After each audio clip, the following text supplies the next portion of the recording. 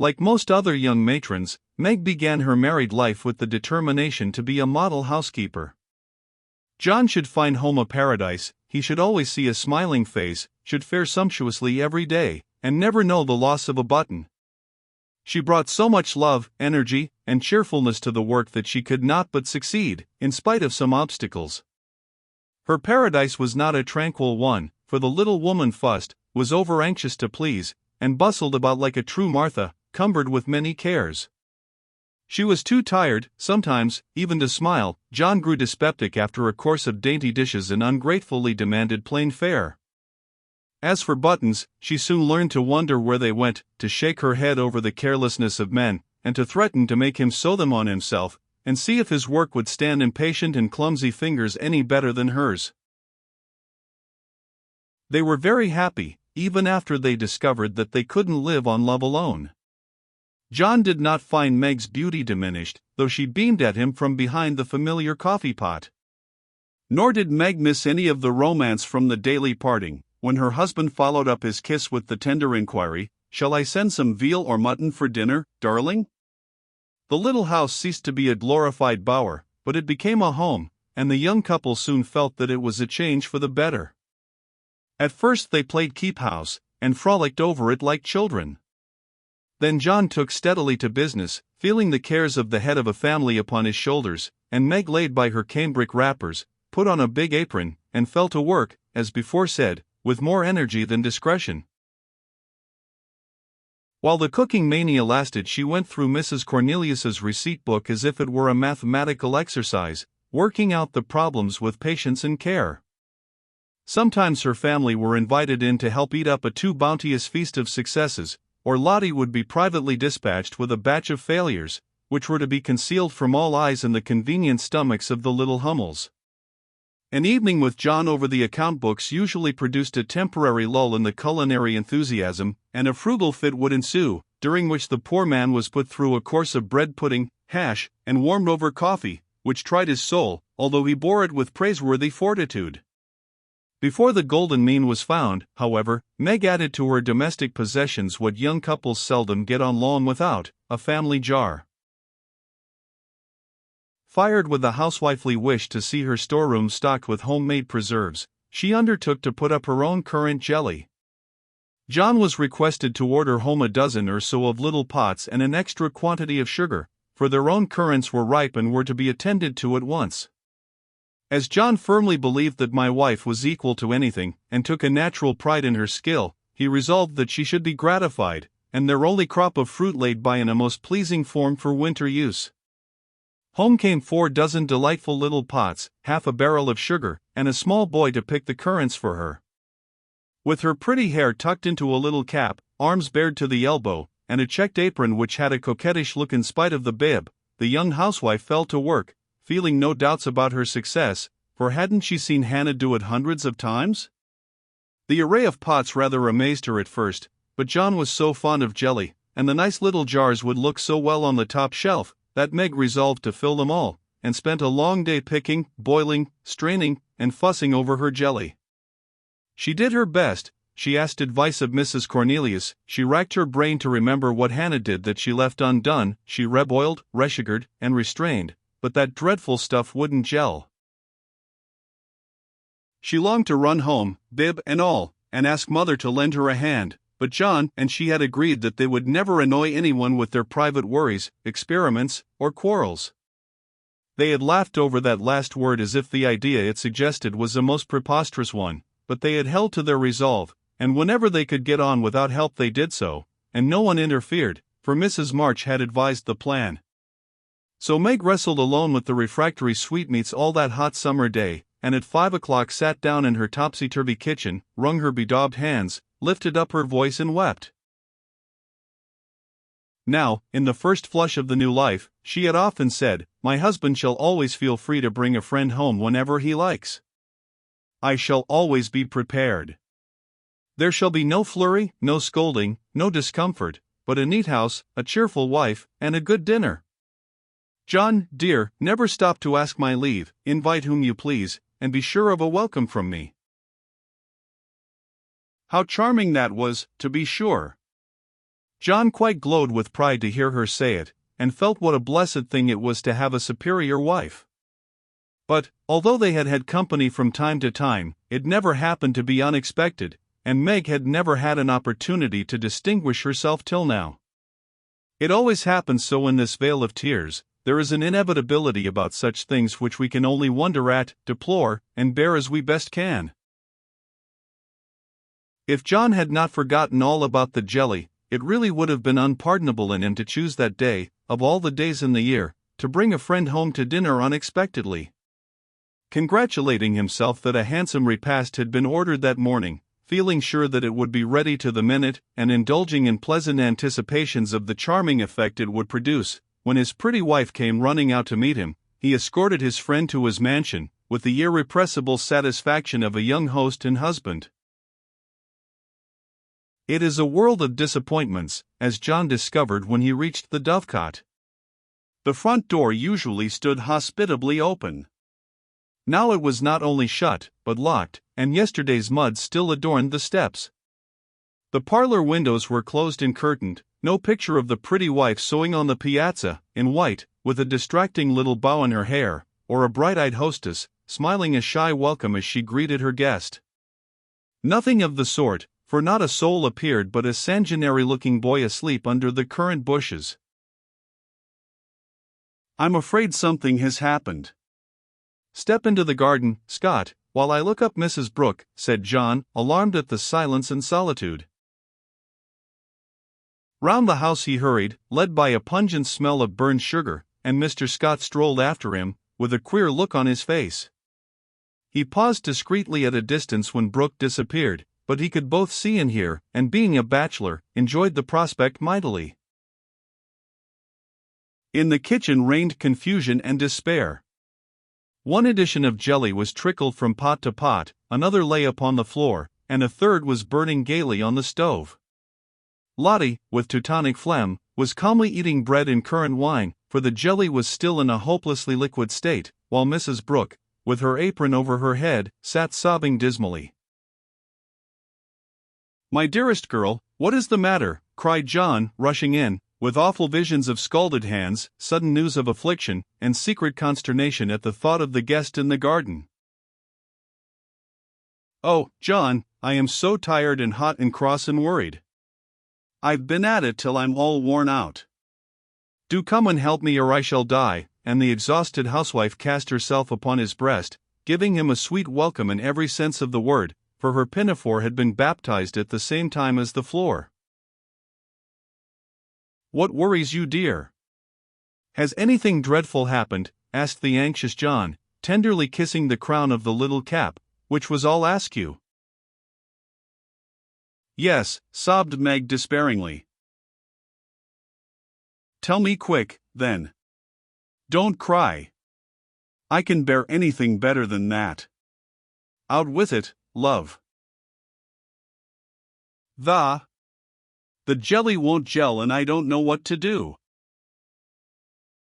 John Brooke laughed then as he never dared to laugh afterward, and the derisive Scot smiled involuntarily as he heard the hearty peal, which put the finishing stroke to poor Meg's woe. "Is that all? Fling it out of the window, and don't bother any more about it. I'll buy you quarts if you want it, but for heaven's sake don't have hysterics, for I brought Jack Scott home to dinner, and—" John got no further, for Meg cast him off, and clasped her hands with a tragic gesture as she fell into a chair, exclaiming in a tone of mingled indignation, reproach, and dismay, "A man to dinner, and everything in a mess! John Brooke, how could you do such a thing?" "Hush, he's in the garden." "I forgot the confounded jelly, but it can't be helped now," said John, surveying the prospect with an anxious eye. "You ought to have sent word, or told me this morning, and you ought to have remembered how busy I was," continued Meg petulantly, "for even turtle doves will peck when ruffled. I didn't know it this morning, and there was no time to send word, for I met him on the way out. I never thought of asking leave, when you have always told me to do as I liked. I never tried it before, and hang me if I ever do again," added John, with an aggrieved air. I should hope not. Take him away at once. I can't see him, and there isn't any dinner. Well, I like that.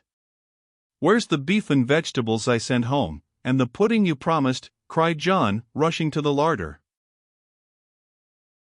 I hadn't time to cook anything. I meant to dine at Mother's. "I'm sorry, but I was so busy," and Meg's tears began again.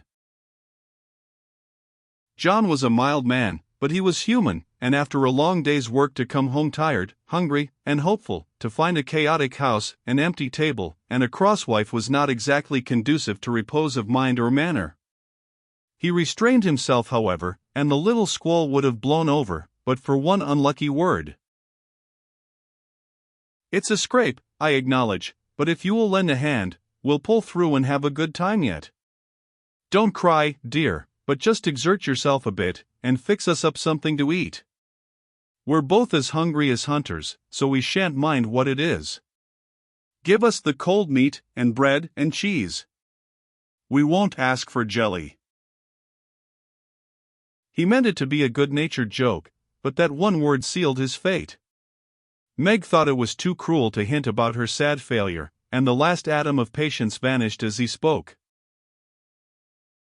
"You must get yourself out of the scrape as you can. I'm too used up to exert myself for anyone. It's like a man to propose a bone and vulgar bread and cheese for company. I won't have anything of the sort in my house.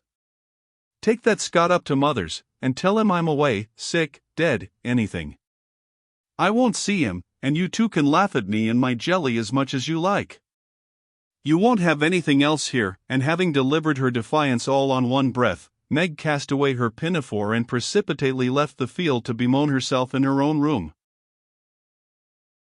What those two creatures did in her absence, she never knew, but Mr. Scott was not taken up to Mother's, and when Meg descended, after they had strolled away together, she found traces of a promiscuous lunch which filled her with horror. Lottie reported that they had eaten much, and greatly laughed, and the master bid her throw away all the sweet stuff, and hide the pots. Meg longed to go and tell Mother, but a sense of shame at her own shortcomings, of loyalty to John, who might be cruel, but nobody should know it, restrained her, and after a summary cleaning up, she dressed herself prettily, and sat down to wait for John to come and be forgiven. Unfortunately, John didn't come, not seeing the matter in that light. He had carried it off as a good joke with Scott, excused his little wife as well as he could, and played the host so hospitably that his friend enjoyed the impromptu dinner, and promised to come again, but John was angry, though he did not show it. He felt that Meg had deserted him in his hour of need. It wasn't fair to tell a man to bring folks home any time, with perfect freedom, and when he took you at your word, to flame up and blame him, and leave him in the lurch, to be laughed at or pitied. No, by George, it wasn't. And Meg must know it.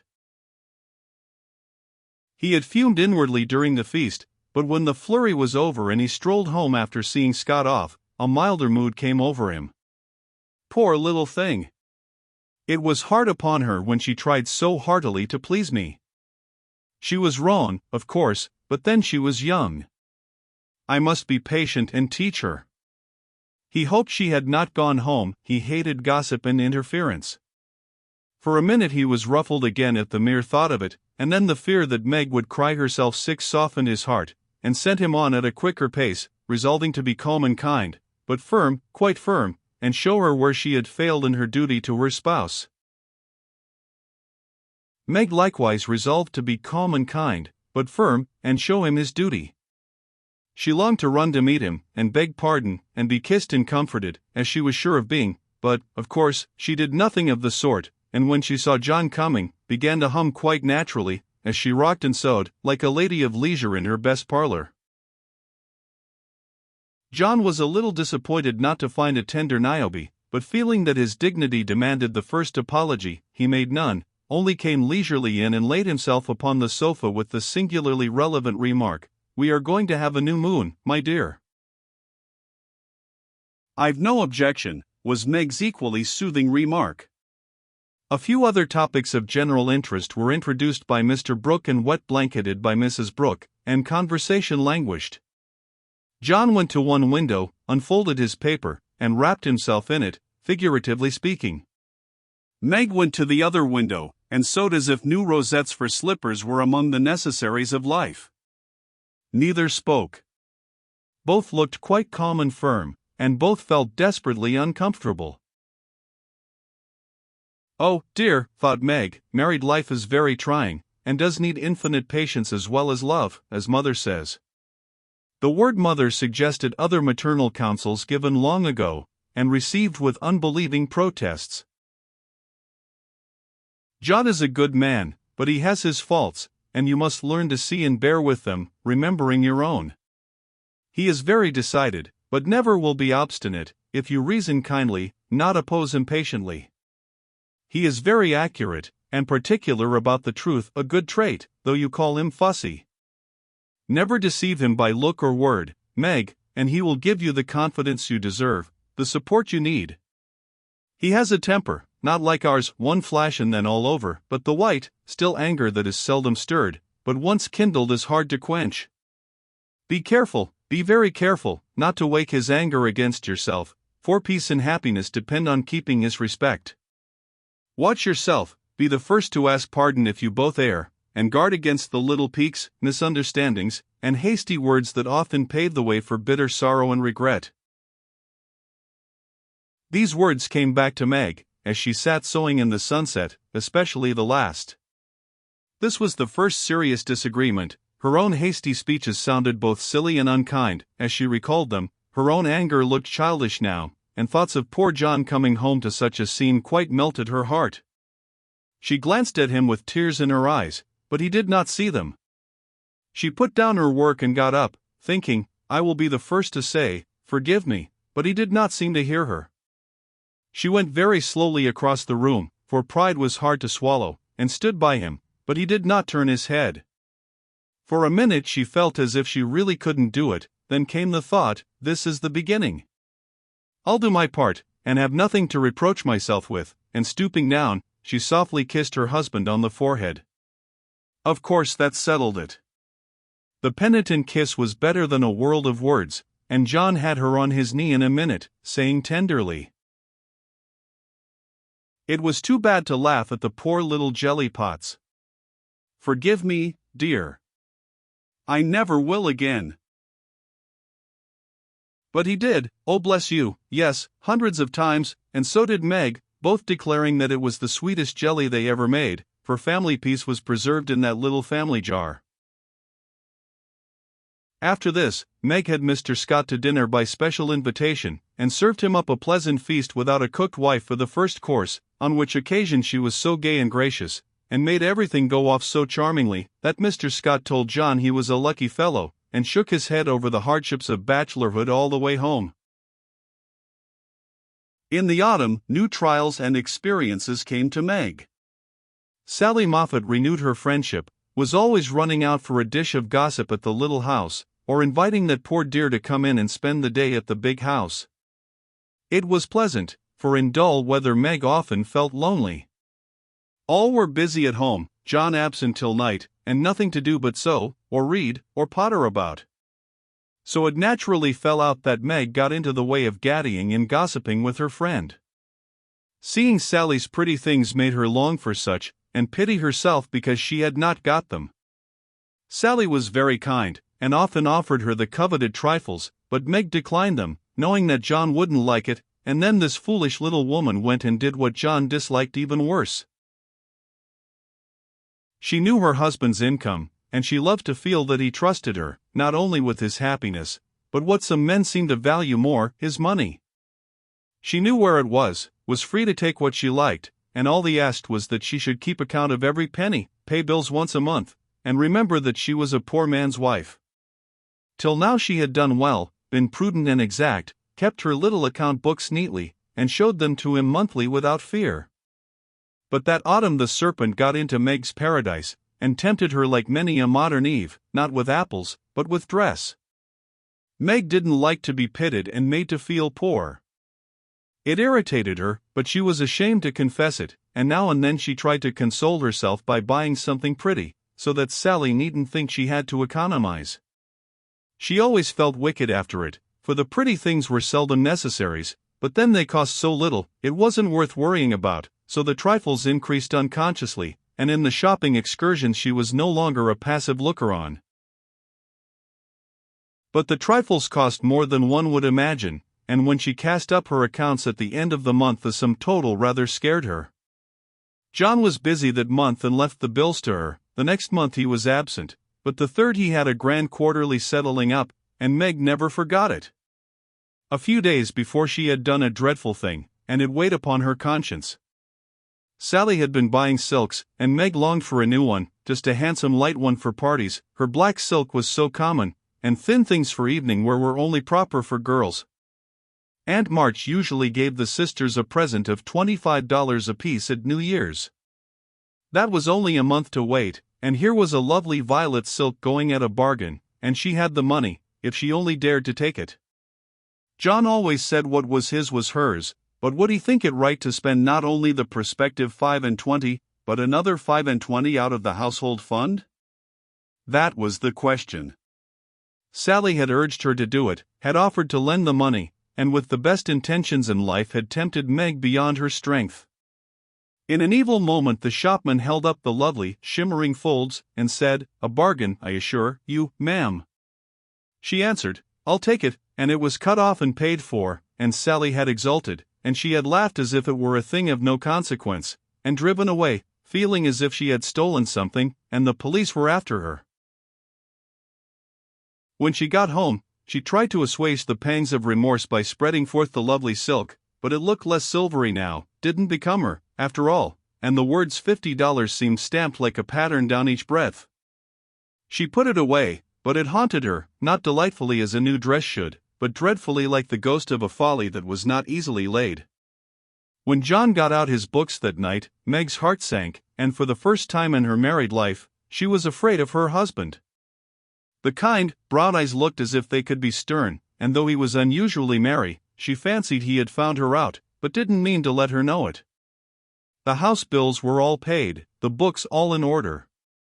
John had praised her, and was undoing the old pocketbook which they called the bank, when Meg, knowing that it was quite empty, stopped his hand, saying nervously, "You haven't seen my private expense book yet." John never asked to see it, but she always insisted on his doing so, and used to enjoy his masculine amazement at the queer things women wanted, and made him guess what piping was, demand fiercely the meaning of a hug-me-tight, or wonder how a little thing composed of 3 rosebuds, a bit of velvet, and a pair of strings, could possibly be a bonnet, and cost $6. That night he looked as if he would like the fun of quizzing her figures and pretending to be horrified at her extravagance, as he often did, being particularly proud of his prudent wife.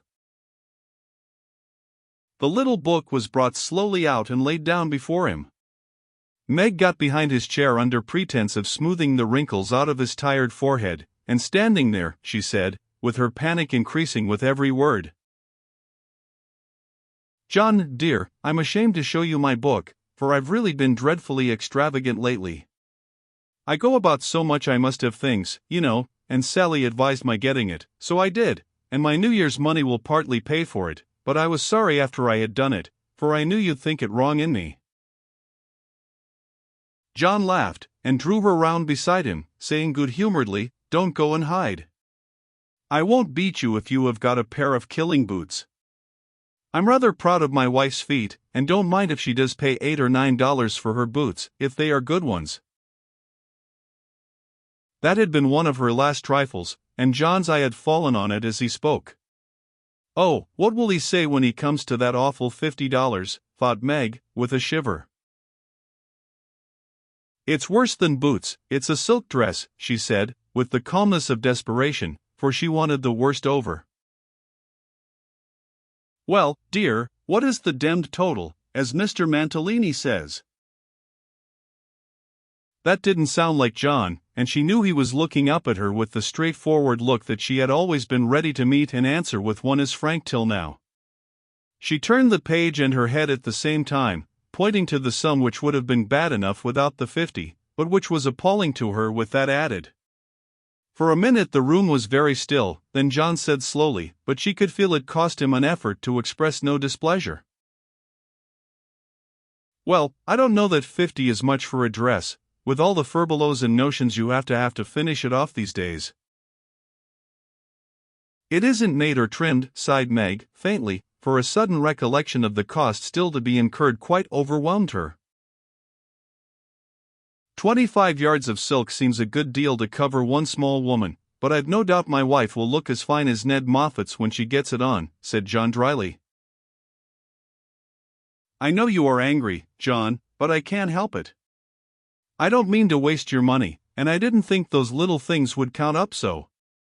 I can't resist them when I see Sally buying all she wants, and pitying me because I don't. I try to be contented, but it is hard, and I'm tired of being poor." The last words were spoken so low she thought he did not hear them, but he did, and they wounded him deeply, for he had denied himself many pleasures for Meg's sake. She could have bitten her tongue out the minute she had said it, for John pushed the books away and got up, saying with a little quiver in his voice, "I was afraid of this. I do my best, Meg." If he had scolded her, or even shaken her, it would not have broken her heart like those few words. She ran to him and held him close, crying, with repentant tears, "Oh, John, my dear, kind, hard-working boy. I didn't mean it. It was so wicked, so untrue, and ungrateful. How could I say it? Oh, how could I say it?" He was very kind, forgave her readily, and did not utter one reproach, but Meg knew that she had done and said a thing which would not be forgotten soon, although he might never allude to it again.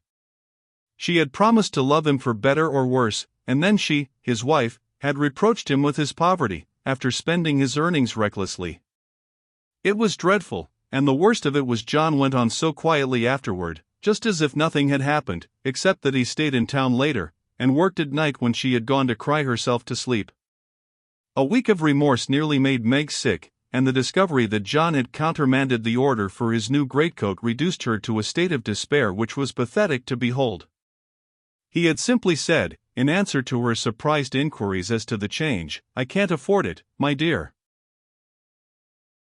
Meg said no more, but a few minutes after he found her in the hall with her face buried in the old greatcoat, crying as if her heart would break. They had a long talk that night, and Meg learned to love her husband better for his poverty, because it seemed to have made a man of him, given him the strength and courage to fight his own way, and taught him a tender patience with which to bear and comfort the natural longings and failures of those he loved. Next day she put her pride in her pocket, went to Sally, told the truth, and asked her to buy the silk as a favor. The good-natured Mrs. Moffat willingly did so, and had the delicacy not to make her a present of it immediately afterward. Then Meg ordered home the greatcoat, and when John arrived, she put it on, and asked him how he liked her new silk gown. One can imagine what answer he made, how he received his present, and what a blissful state of things ensued. John came home early, Meg gettied no more, and that greatcoat was put on in the morning by a very happy husband, and taken off at night by a most devoted little wife. So the year rolled round, and at midsummer there came to Meg a new experience, the deepest and tenderest of a woman's life. Laurie came sneaking into the kitchen of the Dovecot one Saturday, with an excited face, and was received with the clash of cymbals, for Hannah clapped her hands with a saucepan in one and the cover in the other. "How's the little mama? Where is everybody? Why didn't you tell me before I came home?" began Laurie in a loud whisper. "Happy as a queen, the dear. Every soul of 'em is upstairs a-worshippin'. We didn't want no hurricanes round. Now you go into the parlor, and I'll send 'em down to you," with which somewhat involved reply Hannah vanished, chuckling ecstatically. Presently Joe appeared, proudly bearing a flannel bundle laid forth upon a large pillow. Joe's face was very sober, but her eyes twinkled, and there was an odd sound in her voice of repressed emotion of some sort. "Shut your eyes and hold out your arms," she said invitingly. Laurie backed precipitately into a corner, and put his hands behind him with an imploring gesture. "No, thank you. I'd rather not. I shall drop it or smash it, as sure as fate. Then you shan't see your nevvy, said Joe decidedly, turning as if to go. I will. Only you must be responsible for damages, and obeying orders. Laurie heroically shut his eyes while something was put into his arms.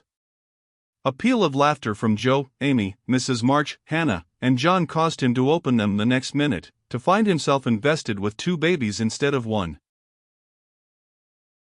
No wonder they laughed, for the expression of his face was droll enough to convulse a Quaker, as he stood and stared wildly from the unconscious innocents to the hilarious spectators with such dismay that Joe sat down on the floor and screamed. "Twins, by Jupiter," was all he said for a minute, then turning to the women with an appealing look that was comically piteous, he added, "Take 'em quick, somebody. I'm going to laugh, and I shall drop 'em." Joe rescued his babies, and marched up and down, with one on each arm, as if already initiated into the mysteries of baby tending, while Laurie laughed till the tears ran down his cheeks. "It's the best joke of the season, isn't it?" "I wouldn't have told you, for I set my heart on surprising you, and I flatter myself I've done it," said Joe, when she got her breath. "I never was more staggered in my life. Isn't it fun? Are they boys?